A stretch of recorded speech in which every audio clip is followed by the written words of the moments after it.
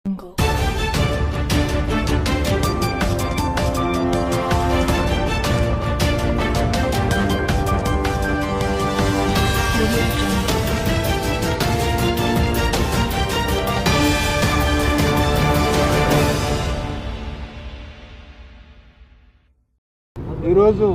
అటు ఆంధ్రప్రదేశ్ రాష్ట్ర ముఖ్యమంత్రులు చంద్రబాబు నాయుడు గారు కానీ, అదేవిధంగా ఇటు తెలంగాణ రాష్ట్ర ముఖ్యమంత్రులు రేవంత్ రెడ్డి గారు కానీ, ఇటు కేంద్ర జలశక్తి మంత్రివర్యులు సిఆర్ పాటిల్ గారి నాయకత్వంలో ఒక మంచి సమావేశాన్ని ఏర్పాటు చేసుకోవడం జరిగింది.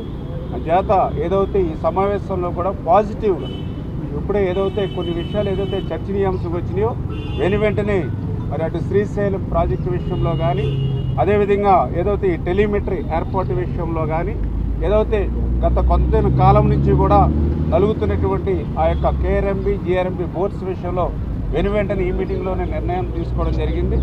ఏదైతే మిగిలిన విషయాల మీద టెక్నికల్ అంశాల మీద కూడా రేపు సోమవారం లోపల మీటింగ్ చేసుకుని దాని మీద కూడా ఆ టెక్నికల్ బేస్ అంతా ఉంది కాబట్టి దాని తర్వాత మనం ఒక రోడ్ మ్యాప్ తీసుకుని ముందుకెళ్దామని చెప్పేసి కూడా ఇరు రాష్ట్రాల ముఖ్యమంత్రులు కూడా కేంద్ర మంత్రులతోటి ఆధ్వర్యంలో తీసుకోవడం జరిగింది. ఇది మంచి శుభ పరిమాణం, తెలుగు ప్రజలందరికీ కూడా శుభ పరిణామం.